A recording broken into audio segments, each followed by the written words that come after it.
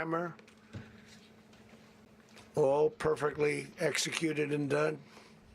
No nation in the world could achieve what America achieved yesterday, or frankly, in just a short period of time.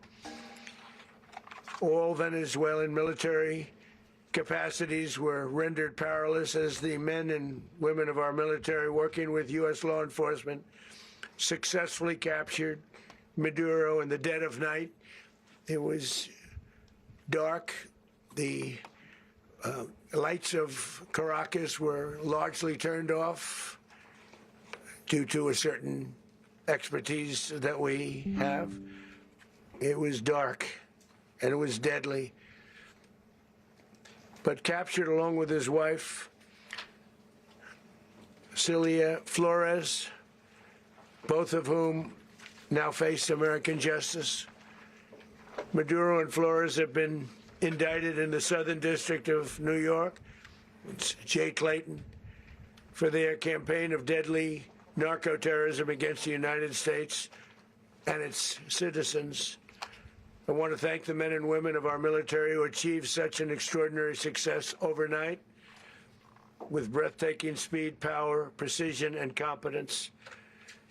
You rarely see anything like it. You've seen some raids in this country that didn't go so well. They were an embarrassment. If you look back to Afghanistan, or if you look back to the Jimmy Carter days, they were different days. We're a respected country again, maybe like never before. These highly trained warriors operating in collaboration with U.S. law enforcement caught them in a very ready position. They were waiting for us. They knew we had many ships out in the sea. We're just sort of waiting. They knew we were coming. So they were in a ready, what's called a ready position. But they were completely overwhelmed and very quickly incapacitated. If you would have seen what I saw last night, you would have been very impressed. I'm not sure that you'll ever get to see it, but it was an incredible thing to see. Not a single American service member was killed, and not a single piece of American equipment was lost. We had many helicopters, many planes, many people involved in that fight. But think of that, not one piece of military equipment was lost, not one service member was, more importantly, killed. The United States military is the strongest and most fearsome military on the planet by far. With capabilities and skills our enemies can scarcely begin to imagine. We have the best equipment anywhere in the world. There's no equipment like what we have, and you see that even if you just look at the boats. You know, we've knocked out 97% of the drugs coming in by sea. 90%. Each boat kills on average, 25,000 people. We knocked out 97%. And those drugs mostly come from a place called Venezuela.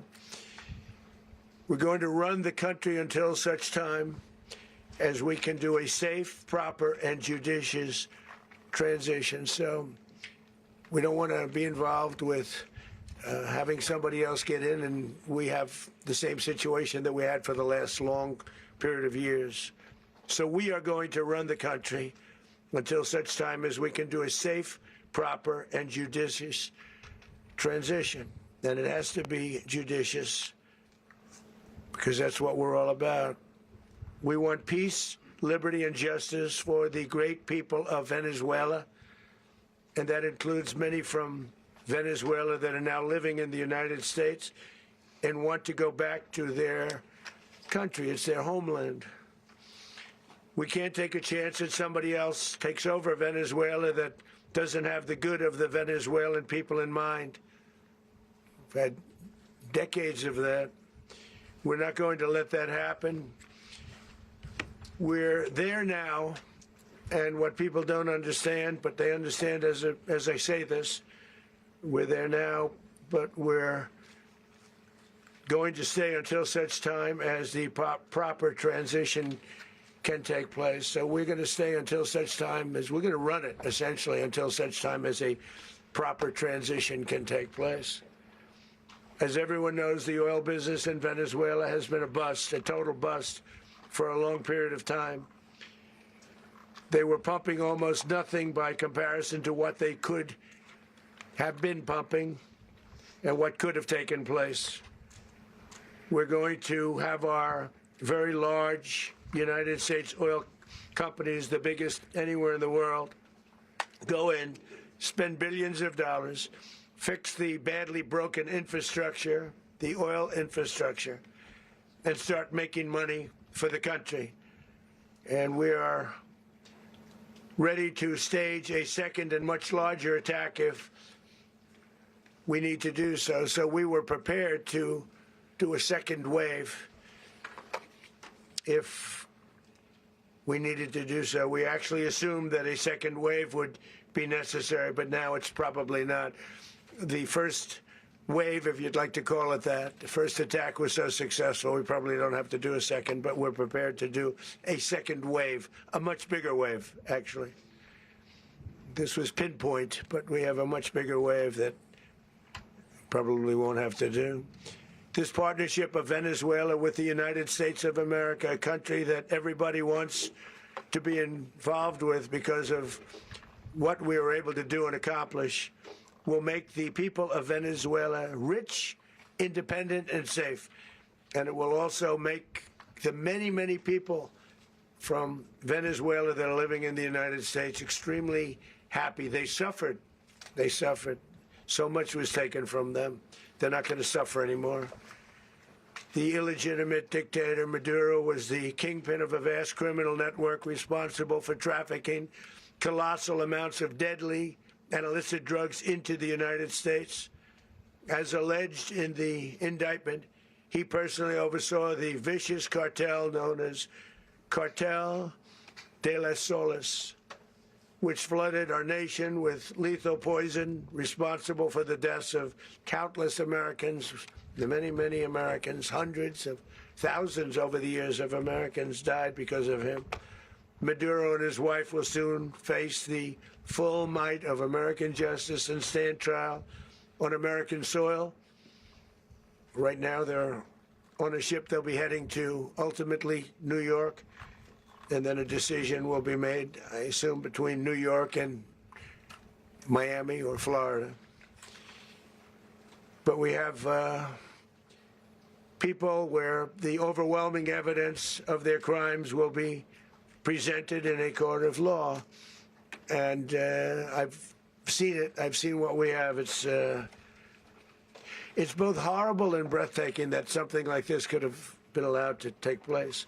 For many years after his term as president of Venezuela expired, Maduro remained in power and waged a ceaseless campaign of violence, terror, and subversion against the United States of America, threatening not only our people, but the stability of the entire region.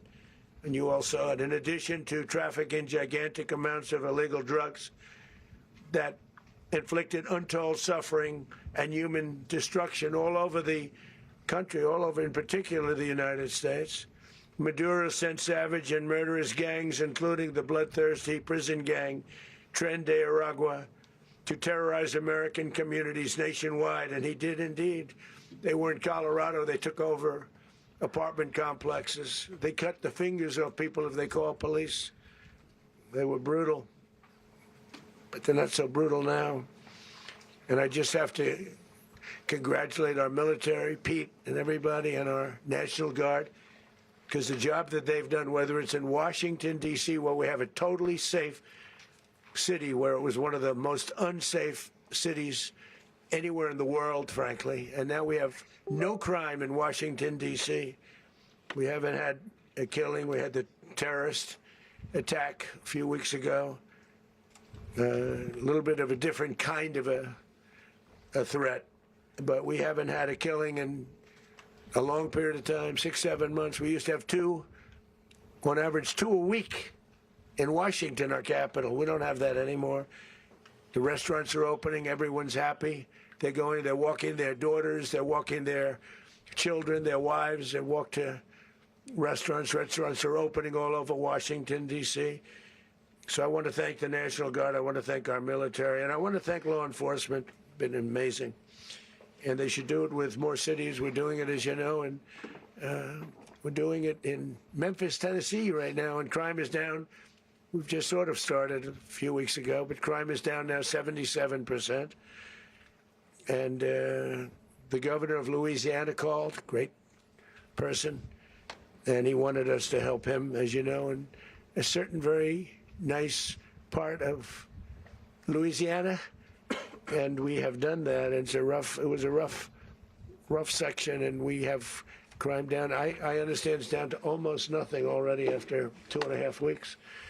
New Orleans, it's down to almost nothing, and we've only been there for 2.5 weeks. Can't imagine why governors wouldn't want us to help. We also helped, as you know, in Chicago, and crime went down a little bit there. We did a very small help because we had no working ability with the governor. The governor was a disaster, and the mayor was a disaster. But it knocked down crime. But we're pulling out of there when they need us. We'll know. You'll know. You'll be writing about it. And likewise, Los Angeles, where we saved Los Angeles early on, where the head of the police department made a statement that if the federal government didn't come in, we would have lost Los Angeles. That's long after the fires. That's when they had the riots in Los Angeles. We did a great job. Got no credit for it whatsoever, but that's okay. It doesn't matter. We don't need the credit. But we'll be pulling out when they need us. They'll call, or we'll go back if we have to. We'll go back. But we did a great job in various cities. But the place that we're very proud of is Washington, D.C., because it's our nation's capital. We took it from being a crime-ridden mess to being one of the safest cities in the country. But the gangs that they sent raped, tortured, and murdered American women and children. They were in all of the cities I mentioned, Tren de Aragua, and they were sent by Maduro to terrorize our people, and now Maduro will never again be able to threaten an American citizen or anybody from Venezuela. There will no longer be threats. For years, I've highlighted the stories of those innocent Americans whose lives were so heartlessly robbed by this Venezuelan terrorist organization. Really one of the worst. One of the worst. They say the worst. Americans like 12-year-old Jocelyn Nungary from Houston. Beautiful Jocelyn Nungary. What happened to her?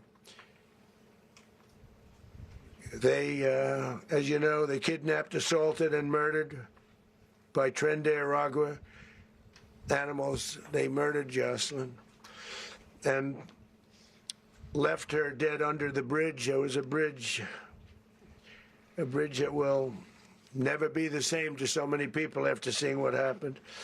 As I've said many times, the Maduro regime emptied out their prisons, sent their worst and most violent monsters into the United States to steal American lives. And they came from mental institutions and insane asylums. They came from prisons and jails. The reason I say both, they sound similar. Actually, prisons a little bit more hostile, a little bit tougher. A mental institution isn't as tough as an insane asylum, but we got them both. They sent from their mental institutions. They sent from their jails, prisons. They were drug dealers.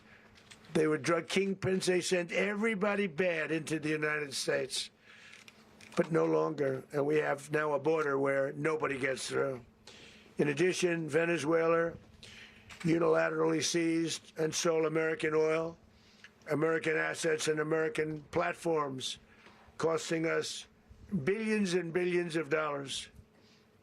They did this a while ago, but we never had a president that did anything about it. They took all of our property. It was our property. We built it. And we never had a president that decided to do anything about it. Instead, they fought wars that were 10,000 miles away. We built Venezuela oil industry with American talent, drive, and skill, and the socialist regime stole it from us during those previous administrations, and they stole it through force.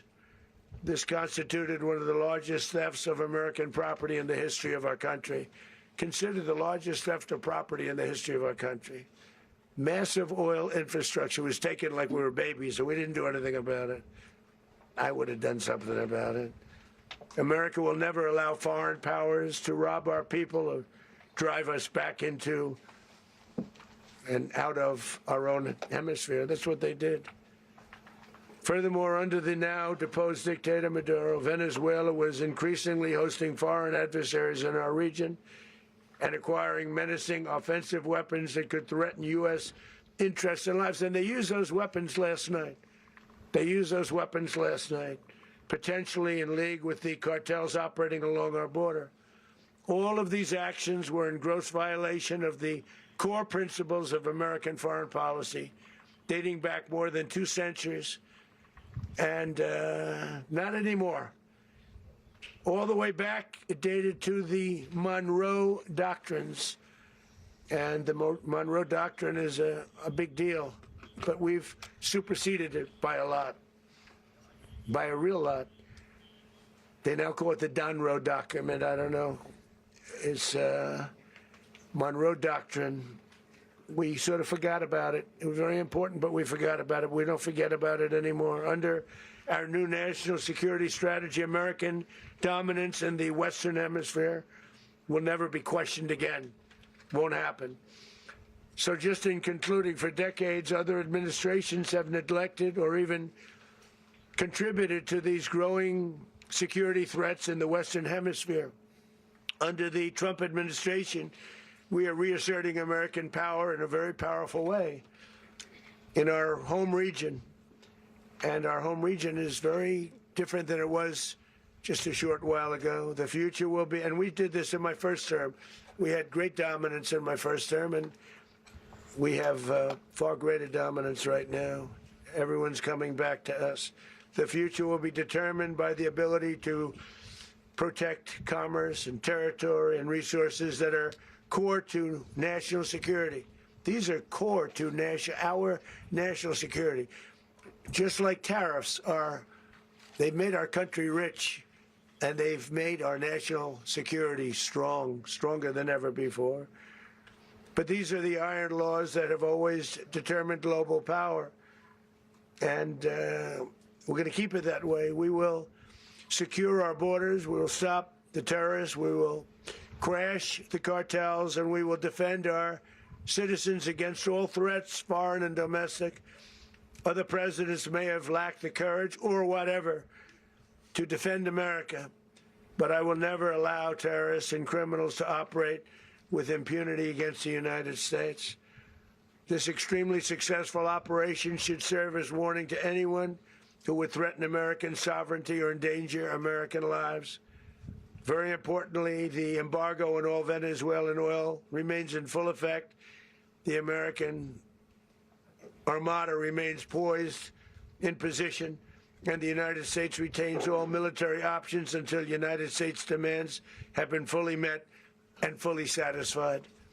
All political and military figures in Venezuela should understand what happened to Maduro can happen to them, and it will happen to them if they aren't just fair, even to their people. The dictator and terrorist, Maduro, is finally gone in Venezuela. People are free. They're free again. It's been a long time for them, but they're free. America is a safer nation. This morning, it's a prouder nation this morning because it didn't allow this horrible person and this country that was doing very bad things to us. It didn't allow it to happen. And the Western Hemisphere is right now a much safer place to be. So I want to thank everybody for being here. I want to thank General Raisin Kane. He's a fantastic man. I've worked with a lot of generals. I worked with some I didn't like. I worked with some I didn't respect. I worked with some that just weren't good. But this guy is fantastic. I watched last night one of the most precise attacks on sovereignty. I mean, it was an attack for justice. And I'm very proud of him, and I'm very proud of our Secretary of War, Pete Hegseth, who I'm going to ask to say a few words. Thank you very much. Mr. President, can you explain how the U.S. will run Venezuela? Well, thank you, Mr. President. Finally, a commander-in-chief the world respects and the American people deserve. And as the President said, words can barely capture the bravery and the power and the precision of this historic operation. A massive joint military and law enforcement raid flawlessly executed by the greatest Americans our country has to offer. American warriors are second to none, the best in the world and the best of our country. What all of us witnessed last night was sheer guts and grit, gallantry, and glory of the American warrior. I'm simply humbled by such men, and I tip my hat to our chairman, Dan Raisin Kane, and all those Americans who stood watch last night. Our warriors are the elite of America, and again, President Trump has your back. No other country on planet Earth, and it's not even close, could pull this kind of operation off. And no other president has ever shown this kind of leadership, courage, and resolve, the most powerful combination the world has ever seen. As the president said, our adversaries remain on notice. America can project our will anywhere, anytime. The coordination, the stealth, the lethality, the precision, the very long arm of American justice, all on full display in the middle of the night. Nicolás Maduro had his chance, just like Iran had their chance, until they didn't and until he didn't. He effed around and he found out. President Trump is deadly serious about stopping the flow of gangs and violence to our country. Deadly serious about stopping the flow of drugs and poison to our people. Deadly serious about getting back the oil that was stolen from us. And deadly serious about reestablishing American deterrence and dominance in the Western Hemisphere. This is about the safety, security, freedom, and prosperity of the American people. This is America first. This is peace through strength. And the United States War Department is proud to help deliver it. Welcome to 2026, and under President Trump, America is back. I'd like to welcome now our chairman, Chairman Raisin Kane, to give a few more details about the operation. Mr. Chairman. Thank you, Mr. Secretary. Thank you, Mr. President, and good morning. Last night, on the order of the President of the United States and in support of a request from the Department of Justice, as the President said, the United States military conducted an apprehension mission in Caracas, Venezuela, to bring to justice two indicted persons, Nicolás and Cecilia Maduro. This operation, known as Operation Absolute Resolve, was discreet, precise, and conducted during the darkest hours of January 2nd and was the culmination of months of planning and rehearsal, an operation that, frankly, only the United States military could undertake. What I'd like to do this morning is talk to you through some of the preparation and the details without compromising any of our tactics, techniques, and procedures. There is always a chance that we'll be tasked to do this type of mission again. Our interagency work began months ago and built on decades of experience of integrating complex air, ground, space, and maritime operations. While the past 2 decades have honed the skills of our special operations forces, this particular mission required every component of our joint force, with soldiers, sailors, airmen, Marines, and Guardians working in unison with our intelligence agency partners and law enforcement teammates in an unprecedented operation. We leveraged our unmatched intelligence capabilities and our years of experience in hunting terrorists, and we could not have done this mission without the incredible work by various intelligence agencies, including the CIA, NSA, and NGA. We watched, we waited, we prepared, we remained patient and professional. This mission was meticulously planned, drawing lessons from decades of missions over the last many years, many missions over these last many years. This was an audacious operation that only the United States could do. It required the utmost of precision and integration within our joint force. And the word integration does not explain the sheer complexity of such a mission. An extraction so precise it involved more than 150 aircraft launching across the Western Hemisphere in close coordination, all coming together in time and place to layer effects for a single purpose: to get an interdiction force into downtown Caracas while maintaining the element of tactical surprise. Failure of one component of this well-oiled machine would have endangered the entire mission, and failure is never an option for America's joint force. Those in the air over Caracas last night were willing to give their lives for those on the ground and in the helicopters. Let me talk a little bit about the preparation.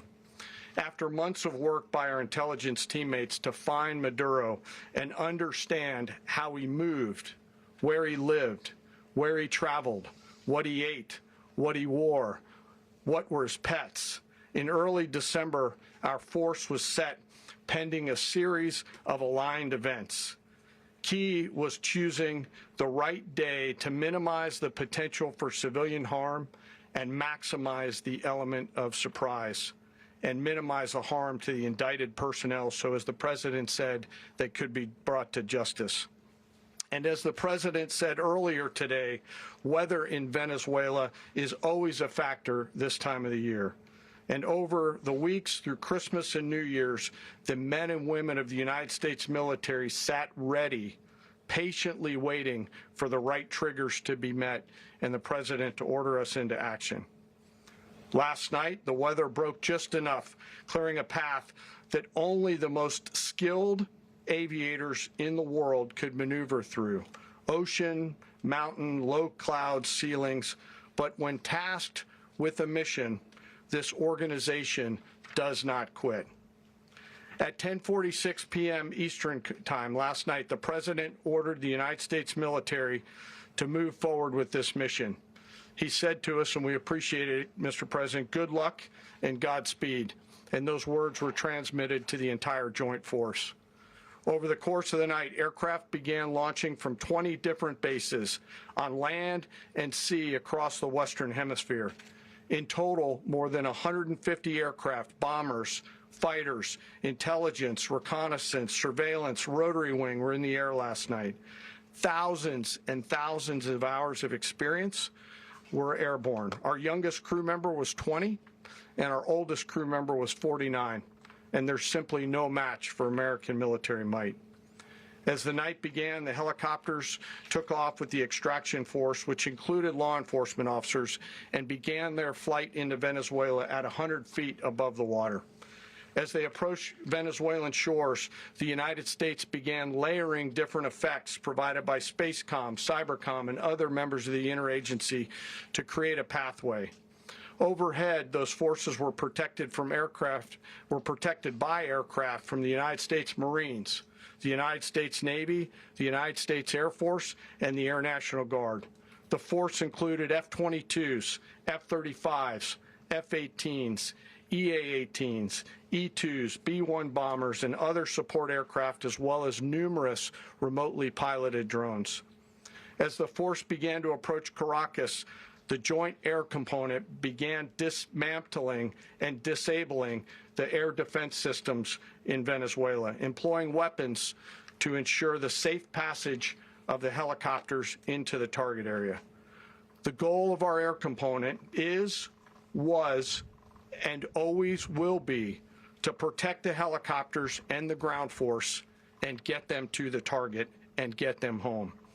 As the force crossed the last point of high terrain where they'd been hiding in the clutter, we assessed that we had maintained totally the element of surprise. As the helicopter force ingressed towards the objective at low level, we arrived at Maduro's compound at 1:01 a.m. Eastern Standard Time, or 2:01 a.m. Caracas local time, and the apprehension force descended into Maduro's compound and moved with speed, precision, and discipline towards their objective, and isolated the area to ensure the safety and security of the ground force while apprehending the indicted persons. On arrival into the target area, the helicopters came under fire, and they replied with that fire with overwhelming force in self-defense. One of our aircraft was hit, but remained flyable, and as the President said earlier today, all of our aircraft came home, and that aircraft remained flyable during the rest of the mission. As the operation unfolded at the compound, our air and ground intelligence teams provided real-time updates to the ground force, ensuring those forces could safely navigate the complex environment without unnecessary risk. The force remained protected by overhead tactical aviation. Maduro and his wife, both indicted, gave up and were taken into custody by the Department of Justice, assisted by our incredible U.S. military with professionalism and precision, with no loss of U.S. life. After securing the indicted persons, the force began to prep for departure. Helicopters were called in to exfiltrate the extraction force, while fighter aircraft and remotely piloted aircraft provided overhead coverage and suppressive fire. There were multiple self-defense engagements as the force began to withdraw out of Venezuela. The force successfully exfiltrated and returned to their afloat launch bases, and the force was over the water at 3:29 a.m. Eastern Standard Time with indicted persons on board. And both Maduro and his wife were embarked aboard the USS Iwo Jima. In closing, what we've witnessed today is a powerful demonstration of America's joint force. We think, we develop, we train, we rehearse, we debrief, we rehearse again and again, not to get it right, but to ensure that we cannot get it wrong. Our jobs are to integrate combat power so when the order comes, we can deliver overwhelming force at the time and the place of our choosing against any foe anywhere in the world. I am immensely proud today of our joint force and filled with gratitude to represent them here today. There is simply no mission too difficult for these incredible professionals and the families that stand by them and support them. As we stand here this morning, our forces remain in the region at a high state of readiness, prepared to project power, defend themselves, and our interests in the region. This operation is a testament to the dedication and unwavering commitment to justice and our resolve to hold accountable those who threaten peace and stability. In closing, I want to express my heartfelt gratitude to the brave men and women who executed this mission. Their courage and tireless commitment to our nation are what makes us strong. Thank you, Mr. Secretary, and thank you, Mr. President. Well, I don't have much to add to what you've heard now, other than the following points. Nicolás Maduro was indicted in 2020 in the United States. He is not the legitimate president of Venezuela. That's not just us saying it. The first Trump administration, the Biden administration, the second Trump administration, none of those three recognized him. He's not recognized by the European Union and multiple countries around the world. He is a fugitive of American justice with a $50 million reward, which I guess we saved $50 million. And We should make sure. yeah, exactly. But Don't let anybody claim it. Nobody deserves it but us. But I want to be clear about one thing. Nicolás Maduro had multiple opportunities to avoid this. He was provided multiple very, very, very generous offers and chose instead to act like a wild man, chose instead to play around. And the result is what we saw tonight. The other message here is the following. You have a guy, like many people around the world, they like to play games. You have a guy who decides he's going to invite Iran into his country, is going to, do the confiscation of American oil companies, is going to flood our country with gang members, is going to take Americans prisoner and try to hold them for hostage and trade them like he was able to do with the Biden administration. Basically likes to play games all this time and thinks nothing's going to happen. And I hope what people now understand is that we have a president. The 47th president of the United States is not a game player. When he tells you that he's going to do something, when he tells you he's going to address a problem, he means it. He actions it. I can tell you, I've watched this process now for 14, 15 years, been around it. Everybody talks. I'm going to do this. I'm going to do that. When I get there, we're going to do this. We're going to take. This is a president of action. Like, I don't understand yet how they haven't figured this out. And now, if you don't know, now you know. Because this is the way it's going to play out. And I think people need to understand that this is not a president that just talks and does letters and press conferences. And, if he says he's serious about something, he means it. And this is something that was a direct threat to the national interest of the United States, and the president addressed it. There's a president of peace, by the way. I told you what I just said earlier. This guy had multiple opportunities to find his way somewhere else and figure out another. He could have been living somewhere else right now, very happy, but instead he wanted to play big boy. And so now, you know, he's got other sets of problems on his hands. And but I think the message here should be for the world. Look, the president doesn't go out looking for people to pick fights with. He's not generally wants to get along with everybody. We'll talk and meet with anybody, but don't play games. Don't play games with this president's in office, because it's not going to turn out well. And so I hope that I guess that lesson was learned last night, and we hope it'll be instructive moving forward. Is that a message for Cuba? Mr. President. Mr. President. You said that the U.S. is going to run Venezuela. So who's in power right now? Well, we're going to be running it with a group, and we're going to make sure it's run properly. We're going to rebuild the oil infrastructure, which will cost billions of dollars. It'll be paid for by the oil companies directly. They will be reimbursed for what they're doing, but that's going to be paid. And we're going to get the oil flowing the way it should be. As you know, it was just a minor flow. It was actually a minor flow for what they have. But we're going to run it properly, and we're going to make sure the people of Venezuela are taken care of. We're going to make sure the people that were forced out of Venezuela by this thug are also taken care of. Mr. President. Does the U.S. running the country mean that U.S. troops will be on the ground? How will that work? Well, you know, they always say boots on the ground. Oh, so we're not afraid of boots on the ground if we have to have. We had boots on the ground last night at a very high level, actually. We're not afraid of it. We don't mind saying it, but we're going to make sure that that country is run properly. We're not doing this in vain. This is a very dangerous attack. This is an attack that could have gone very, very badly. Could have gone very badly. We could have lost a lot of people last night. We could have lost a lot of dignity. We could have lost a lot of equipment. The equipment is less important, but we could have lost a lot. And we're going to make sure that this is proper. We're there now. We're ready to go again if we have to. We're going to run the country right. It's going to be run very judiciously, very fairly. It's going to make a lot of money. We're going to give money to the people. We're going to reimburse people that were taken advantage of. We're going to take care of everybody. It's very important. We couldn't let them get away with it. You know, they stole our oil. We built that whole industry there, and they just took it over like we were nothing. And we had a president that decided not to do anything about it. So we did something about it. We're late, but we did something about it. Yeah, please. Mr. President, can you explain the exact mechanism by which you're going to run the country? Are you going to designate a U.S. official to coordinate? It's all being done right now. We're designating people. We're talking to people. We're designating various people, and we're going to let you know who those people are. What's the group you mentioned that would run Venezuela? Well, it's largely going to be, for a period of time, the people that are standing right behind me. We're going to be running it. We're going to be bringing it back. It's a dead, I talk about a dead country. A year and a half ago, we were a dead country. Now we're the hottest country anywhere in the world. We're a country doing better than any country anywhere in the world. And it required leadership. Venezuela has a lot of bad people in there, a lot of bad people that shouldn't be leading. We're not going to take a chance that one of those people take over for Maduro.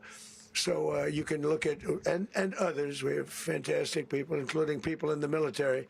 So we're going to have a group of people running it until such time as it can be put back on track, make a lot of money for the people, and give people a great way of life, and also reimbursement for people in our country that were forced out of Venezuela. Rubio would be. You said earlier today that you weren't going to back Machado to come back and be the opposition leader in your Fox and Friends interview. And then you also mentioned the vice president of Venezuela. Are you going to work with the vice president of Venezuela, or how do you foresee the relationship Well, going? I understand she was just sworn in, but she was, as you know, picked by Maduro. So Marco's working on that directly. He's just had a conversation with her, and she's essentially willing to do what we think is necessary to make Venezuela great again. Very simple. Mr. President, Colombian President Gustavo Petro, a couple weeks ago, he said he's got to watch his ass. And today, he said he's not concerned about anything happening to him in the aftermath of this operation. So, just what your message is about that? Well, he has cocaine mills. He has factories where he makes cocaine.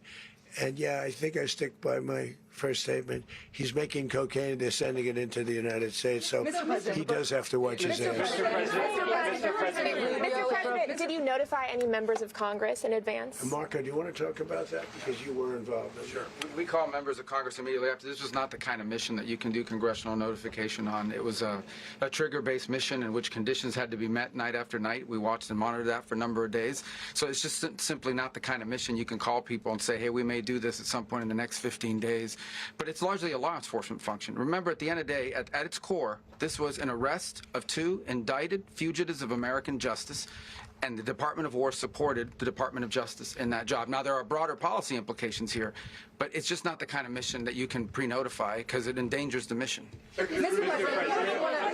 sir, if I can add one thing to that, Congress has a tendency to leak. This would not be good. If they leaked, General, I think it would have been maybe a very different result. But I have to say, they knew we were coming at some point, you know. We had a lot of ships out there. They sort of knew we were coming. We weren't there.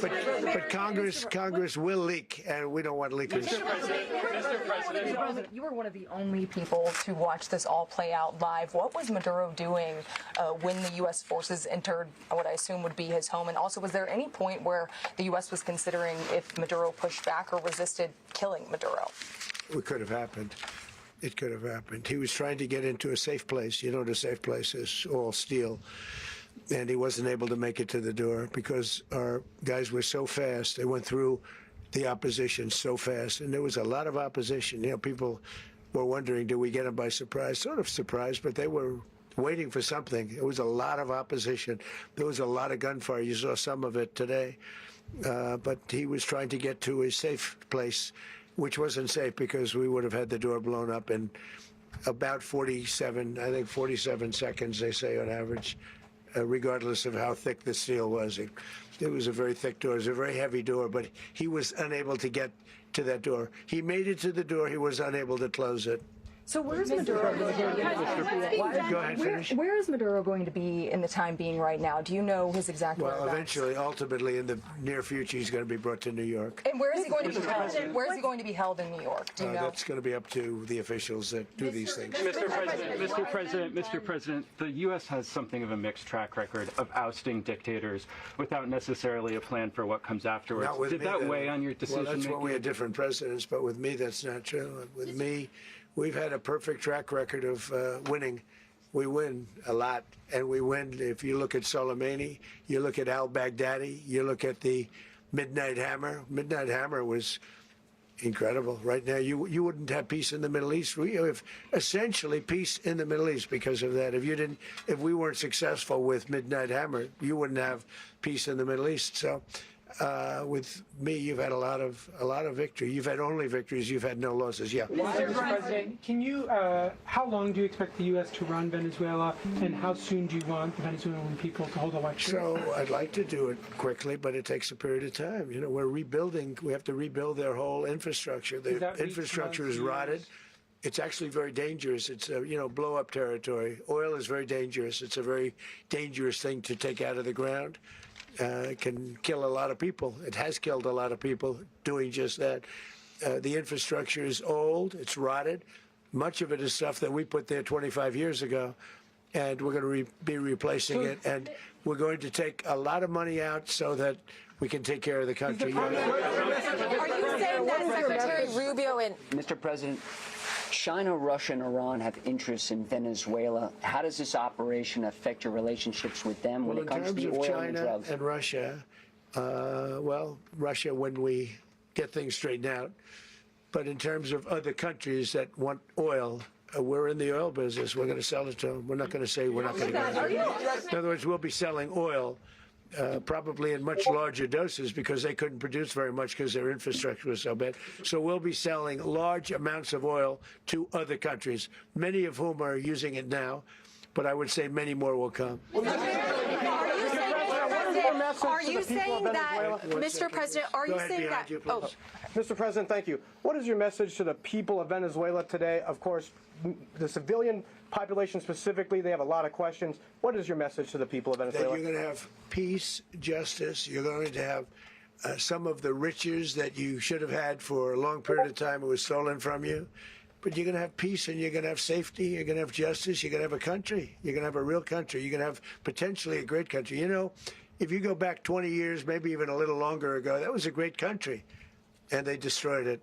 Remember I said that if we lose this election, the United States will be Venezuela on steroids.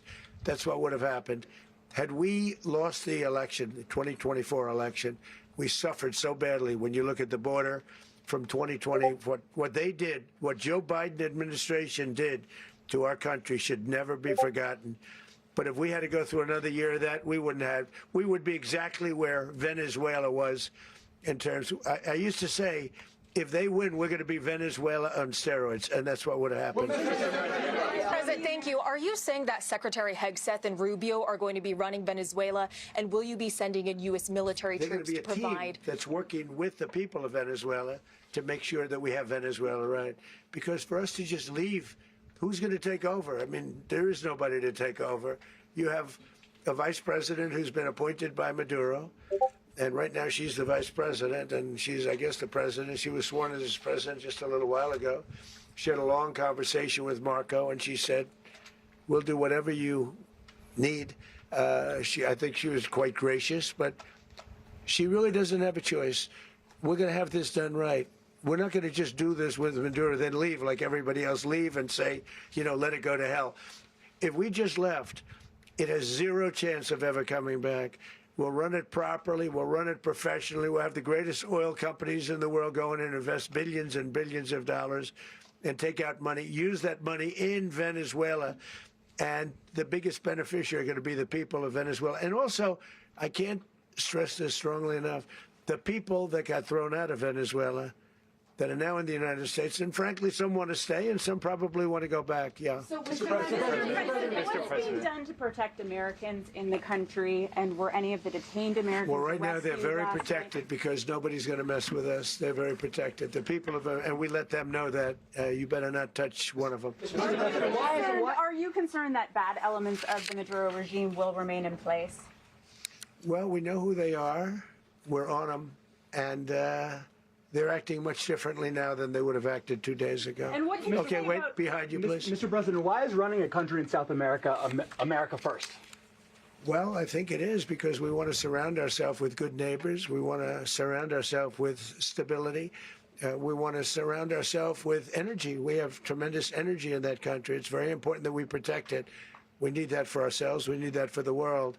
And we want to make sure we can protect it. Yes, sir. Please, go ahead. Yeah, is there a message here for Cuba and Diaz-Canel? Well, Cuba is an interesting case. Cuba is, you know, not doing very well right now. That system has not been a very good one for Cuba. The people there have suffered for many, many years. And I think Cuba is going to be something we'll end up talking about because Cuba is a failing nation right now, very badly failing nation. And we want to help the people of it's very similar in the sense that we want to help the people in Cuba, but we want to also help the people that were forced out of Cuba and living in this country. Do you want to say something about that, Marco, please? Well, I mean, I just gave you a statement a few minutes ago about, you know, when the president speaks, you should take him seriously. So suffice it to say, you know, Cuba is a disaster. It's run by incompetent, senile men, and in some cases, not senile, but incompetent nonetheless. It has no economy. It's in total collapse. And by the way, you know, they were, you know, all of the guards that helped protect Maduro, this is well known, their whole spy agency, all that were full of Cubans. I mean, they basically, it's amazing. This poor island took over Venezuela in some cases. One of the biggest problems the Venezuelans have is they have to declare independence from Cuba. They tried to basically colonize it from a security standpoint. So, yeah, look, if I lived in Havana and I was in the government, I'd be concerned, at least a little bit. Venezuela? Well, the president already announced a week ago that anything that's sanctioned, it's sanctioned oil, it's not going to be allowed to get there. So that's an pre-existing. We've just been listening to President Trump's news conference at Mar-a-Lago. That's going to conclude this portion of NBC News' special report. You can continue to watch our special coverage of the U.S. attack on Venezuela on our streaming network, NBC News Now, online at NBCnews.com, and a full wrap-up tonight on